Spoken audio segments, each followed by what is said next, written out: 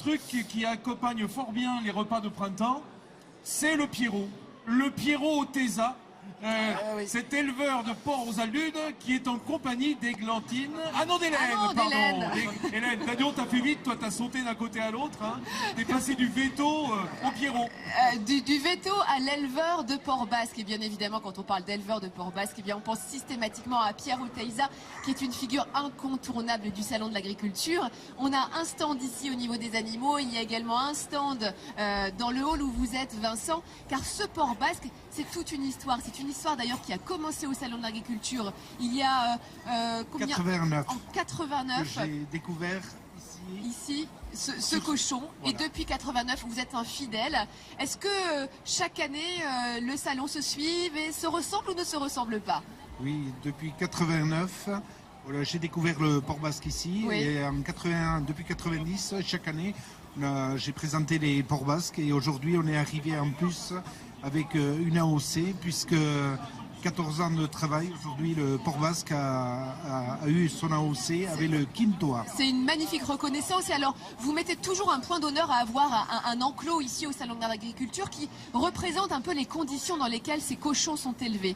Car ce sont des cochons qui sont élevés dans un milieu naturel, dans un environnement qui respecte finalement le terroir. On voit d'ailleurs les images que l'on a prises chez vous.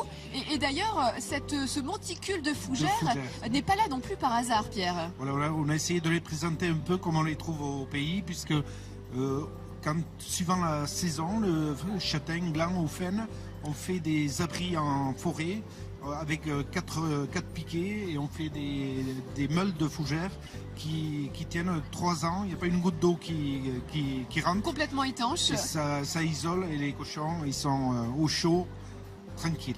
Alors là, on voit qu'ils sont tranquilles Heureux. aussi. Je peux vous garantir qu'un bain d'oreille, comme notre petit porcelet est en train de le faire ici, ça, il n'y a que le porc basque où les porcs élevés, les cochons élevés dans des conditions de bien-être respectueuses du bien-être animal. Il n'y a que dans ces conditions-là que ces cochons peuvent le faire. C'est pas sur caillebotis, dans des bâtiments qu'on aura des cochons comme ça allongés dans la paille. Donc c'est vraiment le genre d'élevage, le genre d'éleveur que l'on cherche à mettre en avant dans Midi en France avec un véritable respect du bien-être animal. Bravo en tout cas pour votre présence au salon, Pierre. Bonne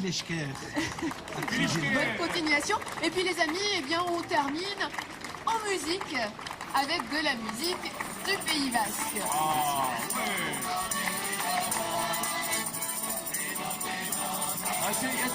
C'est marrant, dès qu'on est au Pays Basque, ça chante. Hein, t'as remarqué, Christian? Ah oui, ben, c'est la culture. Attends, ça c'est la culture au Pays Basque, tout le monde.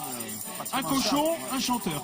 Hein, on le sait, hein, grosso modo, c'est la population du Pays Basque. Le porc a une grosse place dans le Pays Basque. Et, voilà. Quelle belle culture. Et Hein. là, je regardais le reportage quand je vois le bien-être qu'on met à ces cochons. C'est pour ça que ce cochon au Pays Basque est très important. Et tellement il est bon, il est gras, il est bon, il y a ce gras qui prend dans la bouche. Moi, ça fait 20 ans ou 30 ans que je cuisine ce cochon. Et voilà, c'est grâce à des éleveurs qu'on a. Il ne faut pas les oublier. Sans eux, nous, la bonne cuisine, on ne la ferait pas. Et moi, je les défendrai. Et voilà, le Pays Basque et le Béarn, ils t'en sont reconnaissants, Samuel Etienne. Non, et c'est bien, et on le voit, les consommateurs sont de plus en plus attentifs aux conditions d'élevage des animaux. Carrément. Ils regardent de plus en plus l'étiquette, élevé en plein air ou pas, et ça, c'est vraiment une belle chose. Mais ça vient d'une époque où